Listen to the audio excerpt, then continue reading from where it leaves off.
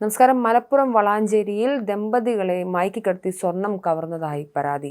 ട്രെയിനിൽ സൗഹൃദം സ്ഥാപിച്ച യുവാവ് വീട്ടിലെത്തി വൃദ്ധ ദമ്പതികളെ മയക്കിക്കിടത്തി സ്വർണം കവർന്നതായാണ് പരാതി. മലപ്പുറം വളാഞ്ചേരി സ്വദേശികളായ ദമ്പതികളാണ് കവർച്ചയ്ക്ക് ഇരയായത്. വളാഞ്ചേരി പോലീസ് കേസെടുത്തിട്ടുണ്ട്. അന്വേഷണം ആരംഭിച്ചും കഴിഞ്ഞു.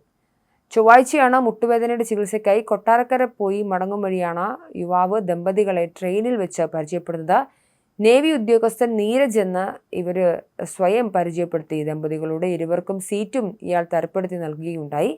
ദമ്പതികളോട് എന്താണ് യാത്രയുടെ ഉദ്ദേശമെന്നും രോഗവിവരവും അടക്കം ചോദിച്ചറിഞ്ഞ ഇയാൾ കുറഞ്ഞ ചെലവിൽ നാവികസേനയുടെ ആശുപത്രി വഴി ചികിത്സ ലഭ്യമാക്കാമെന്ന് ഇവരോട് പറയുകയും ചെയ്തിരുന്നു. പിറ്റേ ദിവസം എല്ലാം ശരിയായെന്നും ചികിത്സയുടെ രേഖകൾ ശേഖരിക്കാൻ വീട്ടിൽ വരാമെന്നും പറഞ്ഞ് ഫോൺ ചെയ്ത് വളാഞ്ചേരിയുടെ വീട്ടിലെത്തുകയായിരുന്നു.